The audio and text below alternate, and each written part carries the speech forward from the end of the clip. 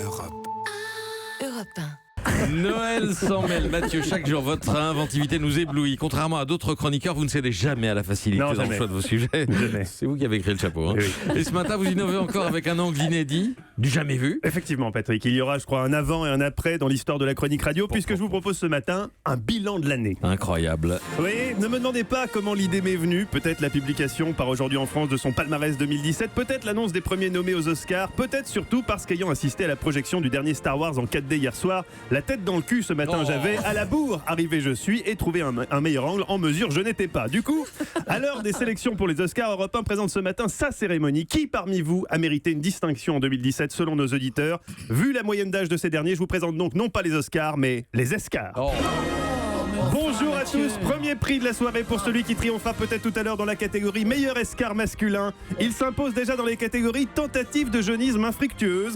Après nous avoir habitués à des actrices iraniennes et des pianistes de jazz, la semaine dernière dans Melting Pop, Patrick Cohen recevait Kev Adams pour tenter de renouer avec le public Jones.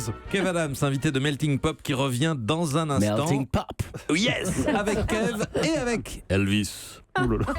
Ah, décoiffante jeunesse. Même sur Virgin, Kev ne s'était jamais senti aussi à l'aise. Dans la catégorie Einstein sort de ce corps qui récompense une intervention particulièrement pertinente durant la matinale, une femme à la crinière emblématique d'Europe 1 se distingue cette année. Elle était déjà là au lancement de Sputnik 1. Elle résiste, stoïque. Oui, elle a eu le temps d'affûter ses neurones, le résultat est parfois bluffant. Pourquoi attrape-t-on la grippe en hiver et pas en été? Julie. Il y a plus de différence de température. On Ah est bah oui, dehors, il fait évidemment. froid, dedans il fait chaud. Oui, ça alors va qu'en échapper. été, il fait chaud tout le temps. Merci Julie pour cette bonne réponse, mais on en aura une autre tout à l'heure. Ah, c'est pas la bonne? Bon, presque, Julie. L'approximation est d'ailleurs une des grandes forces d'Europe 1 en 2017, avec des journalistes économiques aussi rigoureux en économie qu'en français. Tout le monde est. Nous sommes tous égaux. Oui, excellent. Tout le monde sommes égaux. Précision grammaticale, précision factuelle également à l'heure d'annoncer les dates de spectacle d'un artiste. Raphaël Mesrahi qui joue au théâtre du Musée Grévin à Paris jusqu'au 13 décembre avant une tournée dans toute la France. Jusqu'au 13 décembre. Comment ça jusqu'au 13 décembre? Mais non, on est le 18 là.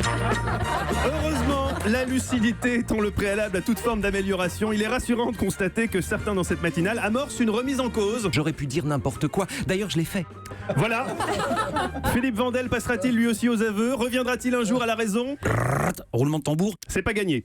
Voilà mes champions, encore bravo pour vos performances. Je vous laisse, j'ai un saut de popcorn à finir. Allez Patrick, pour prolonger mon expérience de Star Wars en 4D, vous pouvez annoncer Julie avec la voix de Kylo Ren, s'il vous plaît. Elle revient et elle n'est pas contente.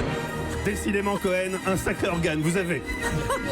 Mathieu Noël qui revient à midi, évidemment. Europe. Europe 1.